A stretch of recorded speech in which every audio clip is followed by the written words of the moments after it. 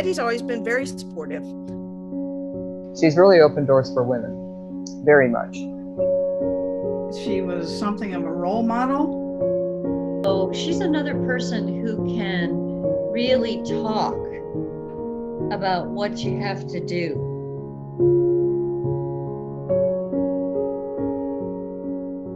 I first became aware of Betty in 1996 in Raleigh, North Carolina.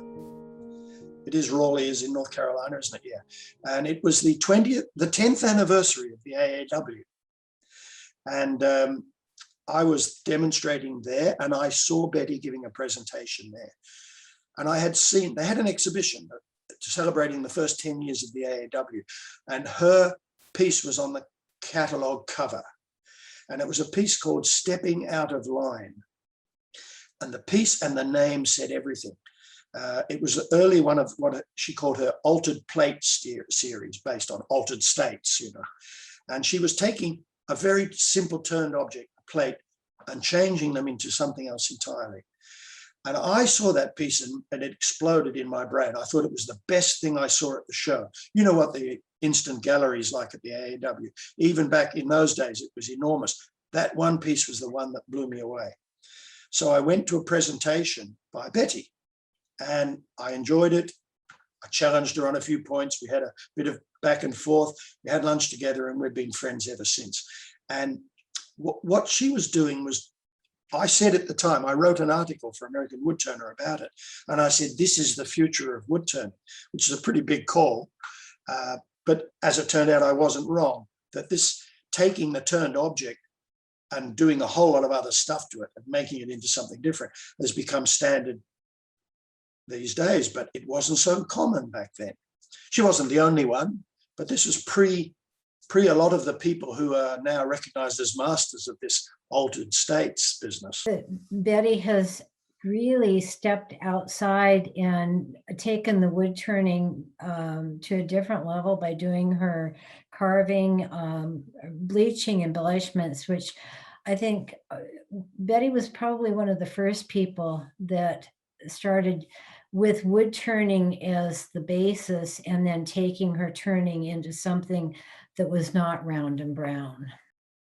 Betty's a great storyteller and revisits some of her ideas, but always flips them, turns them, enlarges them, reduces them to tell her stories. When I started turning way back in the dark ages, there weren't many women in the field. And Betty was one of a handful that was visible. Let me just put it that way. She was visible. She'd done some articles for the journal. And I would have to say she was something of a role model.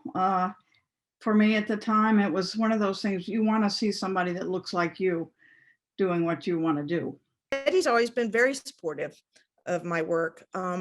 And she's also pushed me in directions sometimes that are very uncomfortable for me to go in. So sometimes I feel like Betty just pushes me off a cliff, but she pretty much has faith in me. And so I just keep going. Say, okay, Betty. Well, Betty is always thinking about ways to bring wood turning into the greater community. Betty has tremendously inspired a ton of women. Prior to 2014, there was no women in turning, and at the Albuquerque Symposium, a number of women, Betty among them, got together, a few of the women that were at the symposium, and said, we need something for women. And Betty led that meeting, and that was pretty much the start of Women in Turning. I was the chair and Betty was on that first committee, and she was on the committee for the first year. And one of her major contributions to the committee was writing a newsletter. And we sent that newsletter to every woman that we knew about in AAW. And we also had a list that people could sign up and receive it. So she played a big part in getting Women in Turning off the ground. Her second stint as the editor of the journal really took it to a whole new level. As you pointed out, it became a color, full color publication. It increased from, what was it, 3 or 4 times a year to 6 times a year. She advocated for and saw through good payment for the authors for the journal. So the people, the professionals that write professional quality articles get paid as such.